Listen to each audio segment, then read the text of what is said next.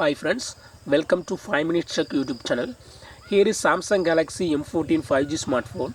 In this video you will learn how to turn off or deactivate assistant menu in your phone Samsung Galaxy M14 5G. See here, this icon is the assistant menu icon. Okay. If you would like to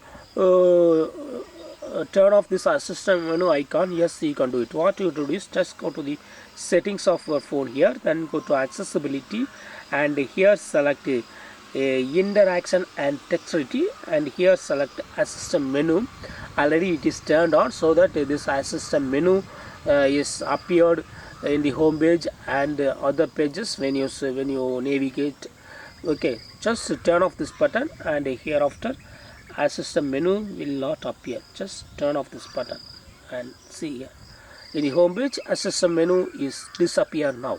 So in this way you can easily turn off or deactivate assistant menu in your phone Samsung Galaxy M14 5G. That's all friends, thanks for watching, bye.